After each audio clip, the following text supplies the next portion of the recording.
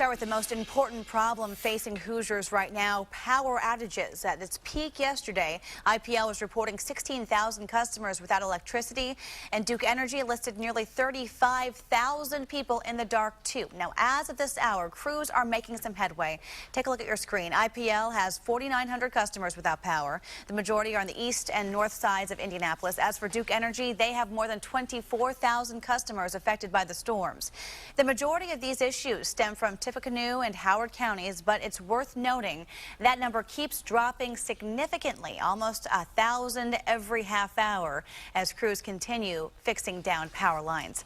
And finally, AEP is reporting more than 26,000 people in the dark in northern Indiana this morning. Their problems are concentrated in St. Joseph and Allen counties.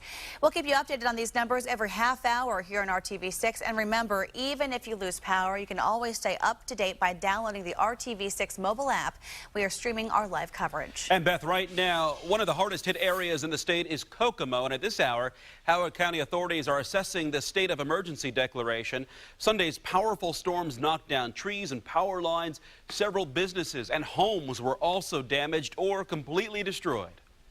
Even stoplights missing, and so, you know, you're not knowing what to do with that, and it's causing some traffic problems. I saw a tow truck stuck in the median.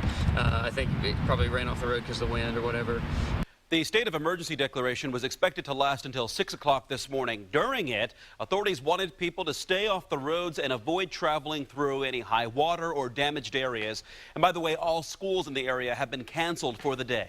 Continuing our coverage out of Kokomo now, where we are learning about an amazing story of survival involving kids at a birthday party. RTV6's Ann Kelly is live there right now. And Ann, what are you learning about what happened yesterday at the Solstice Art Gallery? We are interested to hear. Yeah, you know, we've been looking at a lot of damage here in Kokomo this morning, from a bank to a bowling alley, a lot of buildings damaged by the overnight storms. And just a bit ago, we found this, some of the worst damage we have actually seen here in Howard County from last night's storms. Take a look behind me. This is the Solstice Art Gallery. It's on Lincoln Road, just north of Washington. Now, this building, as you can see, blown over by last night's storms, but the story behind this really amazing.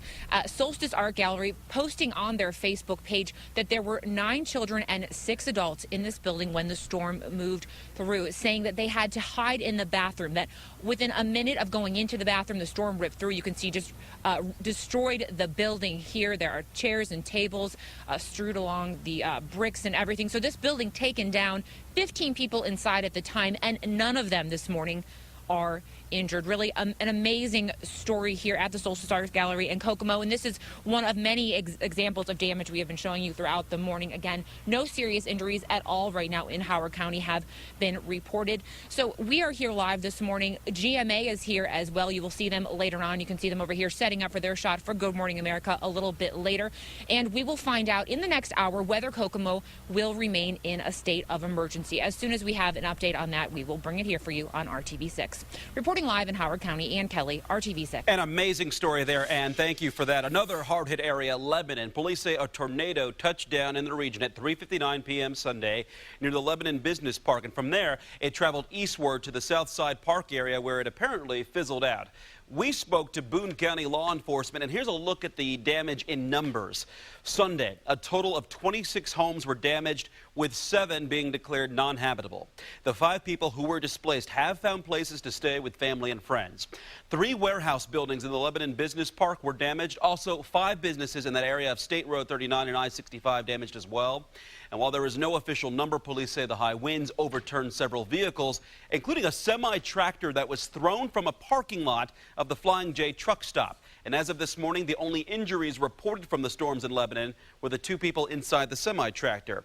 They are both recovering at a local hospital today, and doctors say their injuries appear to be non-life-threatening. That is good news, Mark. Thank you for that. But while we can report the numbers on damage, you can't really believe it until you see it.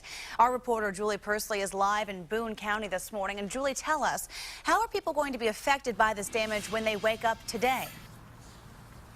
They definitely will not be stopping at the Starbucks here off of Lebanon for their morning cup of coffee. Take a look. There was debris like this scattered all around. Imagine this was just flying yesterday. This is what is left of the Starbucks. It is now all boarded up. As the storm rolled through this area yesterday, travelers who were going through were actually taking cover inside of the Starbucks when that tornado hit this area. Nobody inside was hurt, but again, just after it hit this area, that is when it rolled through the area, striking about 26 homes in that area.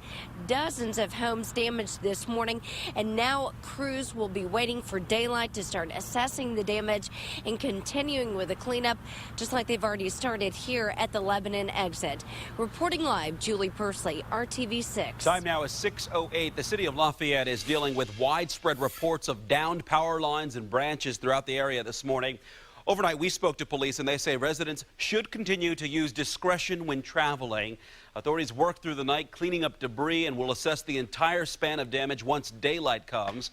And at this hour, Lafayette police are working with Tippecanoe County Emergency Management and Duke Energy to restore power and make sure people can get to where they need to go today. But some Lafayette residents won't have a normal day today. In addition to homes and businesses being destroyed, several schools were also damaged from Sunday's storms. Our reporter Katie Hines continues our live team coverage now. This morning in Tippecanoe County with a look at what's left standing today. You can find pieces of concrete like this all over here. We're in front of Southwestern Middle School in Lafayette, completely just torn through by heavy winds yesterday, both this and an elementary school next door. I'm going to step out of the way and show you. You can see it appears to be the school gym here that you can see into the wind just ripping through pieces of sheet metal, parts of the building that are now exposed.